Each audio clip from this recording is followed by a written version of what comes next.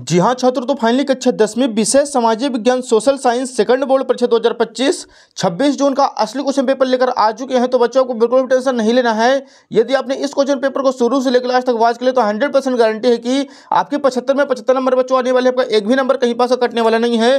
क्योंकि बच्चों हम आपको असली क्वेश्चन पेपर का पूरा सोल्यूशन भी इस वीडियो पर प्रोवाइड करवाने वाले हैं। आप लोग यहाँ पे देख सकते हैं बच्चों, पूरा सोल्यूशन हमने इसको बना रखा है। तो सोल्यूशन बनाने में बच्चों को हमको 3 से 4 घंटे लगे हैं। तो आपको करना क्या है, वीडियो लाइक कर देना है, चैनल को सब्सक्राइब कर देना है और वीडियो को ज़्यादा से ज़्यादा बच्चों को भी शेयर कर देना ताकि सभी बच्चों के बीच असली क्वेश्चन पेपर जो है पहुंच सके। तो बच्चों आप देख सकते हैं पेपर का फ्रंट पेज आपका कुछ इस टाइप का होने वाला है एंड जो क्वेश्चन है बच्चों इसके अगले पेज से दिए गए हैं। तो यहाँ पे आप लोग देख सकते हैं सबसे पहले दिया गया हमारे सामने क्वेश्चन नंबर फर्स्ट है, सही विकल्प चुनकर लिखिए। इसका पहला प्रश्न है, नेपोलियन का इटली पर हमला हुआ। इसका आंसर करना है ऑप्शन नंबर आ 1797 में। अगला क्वेश्चन देखिए बच्चों अगले पेज पर, यहाँ पे सेकंड क्वेश्चन है, गांधी इरविन समझौता हुआ था। इसका आंसर जो ऑप्शन नंबर आ 5 मार्च 1931 को। तीसरा प्रश्न है, निम्नलिखित में से कौन सा वक्तव्य बहुउद्देशीय नदी परियोजनाओं के पक्ष में दिया गया तर्क नहीं है। इसका आंसर हो जाएगा ऑप्शन नंबर सा, बहुउद्देशीय परियोजनाओं से बृहत स्तर पर विस्थापन होता है और आजीविका खत्म होती है। अगला क्वेश्चन देखिए बच्चों अगले पेज पर दिया गया है, यहाँ पे हमारे सामने क्वेश्चन नंबर 4 है इसी का, इनमें से कौन सी फलीदार फसल है। इसका आंसर हो जाएगा ऑप्शन नंबर आ दालें। प्रश्न 5 है, निम्न में से कौन सा उद्योग दूरभाष कंप्यूटर आदि निर्मित करते हैं। इसका आंसर करना है ऑप्शन नंबर बा इलेक्ट्रॉनिक। अगला क्वेश्चन नंबर 6वां है, निम्न में से कौन सा राज्य विजय हजारीपुर जगदीशपुर पाइपलाइन से नहीं जुड़ा है। इसका आंसर करना है ऑप्शन नंबर बा महाराष्ट्र। तो बच्चों यहाँ पे क्वेश्चन नंबर फर्स्ट अपने कंप्लीट हो चुका है। अगले क्वेश्चन के लिए मूव करते हैं नेक्स्ट पेज पर। यहाँ पे देखिए प्रश्न 2 है, रिक्त स्थानों की पूर्ति कीजिए, fill in the blanks. Question number first है, तृतीयक क्षेत्र को सेवा क्षेत्र भी कहा जाता है। सेकंड क्वेश्चन है, बैंक जमा पर देने वाले ब्याज को ऋण पर अधिक ब्याज लेते हैं। अगला तीसरा प्रश्न है, बड़ी कंपनियों को बहुराष्ट्रीय कंपनी भी कहा जाता है। चौथा प्रश्न है, प्रकृति की पूजा सदियों पुरानी जनजाति विश्वास है।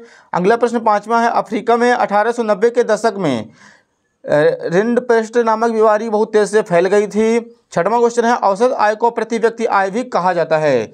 तो बच्चों यहाँ पे प्रश्न क्रमांक 2 भी अपने कंप्लीट हो चुका है। अगले क्वेश्चन के लिए मूव करते हैं नेक्स्ट पेज पर।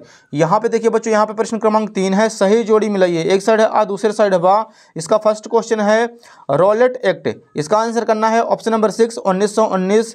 दूसरा प्रश्न है, जेम्स वाट। इसका आंसर हो जाएगा भाप का इंजन। तीसरा प्रश्न है बच्चों संघ सूची। इसका आंसर हो जाएगा प्रतिरक्षा। चौथा है मोटर गाड़ी उद्योग। इसका आंसर हो जाएगा गुरुग्राम। 5वां है कृत्रिम पत्तन। इसका आंसर करना है चेन्नई। 6वां है नेपोलियन की हार, तो 1815 में हुई थी। तो बच्चों यहाँ पे प्रश्न क्रमांक 3 भी कंप्लीट हो चुका है, इसका भी आप लोग स्क्रीनशॉट ले लीजिए।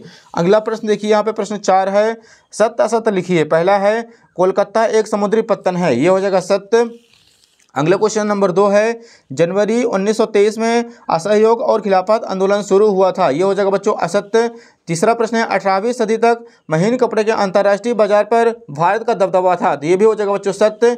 चौथा है, लोकतंत्र में सभी नागरिकों को एक ही वोट देने का अधिकार है, ये हो जाएगा सत्य। 5वां है, हरियाणा राज्य की प्रति व्यक्ति आय सबसे अधिक है, ये हो जाएगा बच्चों असत्य। 6वां है, मनरेगा कानून 2005 से लागू किया गया था, ये हो जाएगा सत्य। तो बच्चों यहाँ पे प्रश्न 4 भी कंप्लीट हो चुका है। अगला देखिए यहाँ पे प्रश्न 5 है, एक वाक्य शब्द में उत्तर लिखिए। पहला है, पूरे देश के लिए बनने वाली एक सामान्य सरकार को केंद्र सरकार कहा जाता है। अगले क्वेश्चन के लिए मूव करते हैं नेक्स्ट पेज पर। यहाँ पे देखिए क्वेश्चन नंबर 2 है, नागरिकों की गरिमा तथा स्वतंत्रता को बनाए रखने के लिए कौन सी शासन प्रणाली उत्तम है, तो इसका आंसर हो जाएगा लोकतांत्रिक। प्रश्न 3 है, वह शासन व्यवस्था जिसमें एक ही समय में 2 या 2 से अधिक सहयोगी छात्र राजनीतिक दलों द्वारा गठित सरकार क्या कहलाती है, इसका आंसर हो जाएगा गठबंधन सरकार। चौथा क्वेश्चन है, उस प्रक्रिया को क्या कहते हैं जिसमें लोग ग्रामीण क्षेत्रों से शहरों की ओर पलायन करते हैं, इसका आंसर हो जाएगा आंतरिक प्रवास। 5वां प्रश्न है, सामाजिक विभाजनों का प्रमुख आधार क्या है, इसका आंसर हो जाएगा सामाजिक एवं सांस्कृतिक विविधता। 6वां प्रश्न है, किन्हीं 2 देशों के नाम बताइए जहां मजबूत लोकतंत्र है, इसका आंसर हो जाएगा बच्चों भारत और जर्मनी का जो लोकतंत्र है वो मजबूत है। तो बच्चों यहाँ पे अपने ऑब्जेक्टिव टाइप सारे क्वेश्चन कंप्लीट हो चुके हैं। अब यहाँ पे बच्चों अपने 2-2 नंबर के क्वेश्चन स्टार्ट होंगे। यहाँ पे देखिए बच्चों क्वेश्चन नंबर 6 है, भारत देश का कितने प्रतिशत व्यापार समुद्रों द्वारा होता है, इसका आंसर आप लोग यहाँ पे देख सकते हैं। इसका आंसर लिखेंगे बच्चों, भारत देश का 85% व्यापार मुद्रा रूप से 68% समुद्रों द्वारा ही होता है, ये हो जाएगा उत्तर क्रमांक 6 का आंसर। अगला क्वेश्चन देखिए बच्चों अगले पेज पर, यहाँ पे क्वेश्चन नंबर 7 है, रेशम मार्ग से किन किन वस्तुओं का व्यापार होता था लिखिए। तो इसका आंसर देखिए यहाँ पे, रेशम मार्ग से रेशम मसाले, चाय, हाथी दांत, कपास, ऊन, कीमती धातुएं आदि का व्यापार होता था। यह हो जाएगा क्वेश्चन नंबर 7 का आंसर। अगले क्वेश्चन देखिए बच्चों, क्वेश्चन नंबर 8 है, लंदन को फिंसिंग सेंटर के रूप में क्यों जाना जाता था? इसका आंसर लिखना है हमें यहाँ पे। लंदन में कपड़ों की फिंसिंग होती थी, इसलिए लंदन को फिंसिंग सेंटर के रूप में जाना जाता था। यह हो जाएगा क्वेश्चन नंबर 8 का आंसर। अगले क्वेश्चन देखिए बच्चों, क्वेश्चन नंबर 9 है, मुद्रण तकनीकी सबसे पहले किन देशों में विकसित हुई? इसका आंसर आप लोग यहाँ पे देख सकते हैं, मुद्रण तकनीकी सबसे पहले चीन देश में विकसित हुई। यह हो जाएगा क्वेश्चन नंबर 9 का आंसर। अगले क्वेश्चन के लिए बच्चों मूव करते हैं नेक्स्ट पेज पर। यहाँ पे देखिए बच्चों, प्रश्न क्रमांक 10 है, मुद्रण संस्कृति के कोई दो परिणाम लिखिए। तो यहाँ पे लिखना हमें, मुद्रण संस्कृति के दो परिणाम निम्न है। पहला हो जाएगा, छापे खानों के आने से एक नया पाठक वर्ग उत्पन्न हुआ था। दूसरा पॉइंट लिखना है, किताबों तक पहुँच आसान होने से पढ़ने की एक नई संस्कृति विकसित हुई थी। यह हो जाएगा 10वें का आंसर। अगला क्वेश्चन नंबर 11 है, द्वितीयक क्षेत्र की कोई दो विशेषताएं लिखिए। इसका आंसर लिखना है यहाँ पे, पहला हो जाएगा लोहे से मशीन बनाना और दूसरा पॉइंट हो जाएगा कपास से कपड़ा बनाना। क्वेश्चन नंबर 12 है, बहुराष्ट्रीय कंपनियां कहाँ स्थापित की जाती हैं? इसका आंसर आप लोग देख सकते हैं, लिखना दो बहुराष्ट्रीय कंपनियों के नाम निम्न है। पहला हो जाएगा टाटा मोटर्स, दूसरा इंडोफेसिस। उत्तर क्रमांक 12 का अथवा हम कर लेना है यहाँ पे। अगला प्रश्न देखिए बच्चों, अगले पेज पर दिया गया है, यहाँ पे हमारे सामने क्वेश्चन नंबर 13 है, जैव संसाधनों के नाम लिखिए। तो इसका आंसर लिखना हमें, जैव संसाधनों के नाम निम्न है, मनुष्य, वनस्पति, मछलियाँ, पशुधन आदि। ये हो जाएगा क्वेश्चन नंबर 13 का आंसर। अगला क्वेश्चन देखिए बच्चों, 14 नंबर है, जलोढ़ मिट्टी की कोई दो विशेषताएं लिखिए। तो इसका आंसर आप लोग यहाँ पे देखिए, इस मिट्टी में शामिल विभिन्न मात्रा में रेत, गाद आदि मिली होती है। दूसरा पॉइंट हो जाएगा, यह मृदा सबसे अधिक उपजाऊ होती है। यह हो जाएगा उत्तर क्रमांक 14 का आंसर। अगला प्रश्न देखिए 15 नंबर है, झूमिंग कृषि को किन किन नामों से जाना जाता है? इसका आंसर लिखना हमें, उत्तर पूर्वी राज्यों में इसे झूम कहा जाता है, मणिपुर में पामलू और छत्तीसगढ़ के बस्तर जिले और अंडमान निकोबार समूह में इसे दीपा कहा जाता है। यह हो जाएगा उत्तर क्रमांक 15 का आंसर। अगला क्वेश्चन देखिए बच्चों, अगले पेज पर, यहाँ पे क्वेश्चन नंबर 16 है, विनिर्माण उद्योग के कोई दो महत्व लिखिए। तो इसका आंसर देखना बच्चों में यहाँ पे, पहला पॉइंट हो जाएगा, उद्योगों के विकास से उत्पादन में वृद्धि होती है। दूसरा पॉइंट, रोजगार के साधनों में वृद्धि होती है। अगला क्वेश्चन नंबर 17 है, रेल परिवहन की अपेक्षा सड़क परिवहन क्यों महत्वपूर्ण है? इसका आंसर आप लोग यहाँ पे देखिए, सन 1953 में वायु परिवहन का राष्ट्रीयकरण किया गया। एयर इंडिया घरेलू और अंतर्राष्ट्रीय दोनों प्रकार की वायु सेवाएं प्रदान करता था। यह हो जाएगा उत्तर क्रमांक 17 का अथवा। इसको भी आप लोग बच्चों कंप्लीट कर लीजिए।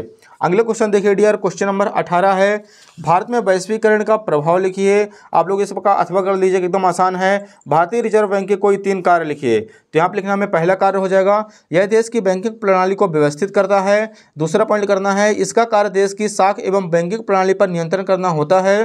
तीसरा पॉइंट, भारत में रिजर्व बैंक ऑफ इंडिया केंद्रीय बैंक के रूप में कार्य करता है। यह हो जाएगा क्वेश्चन नंबर 18 का आंसर।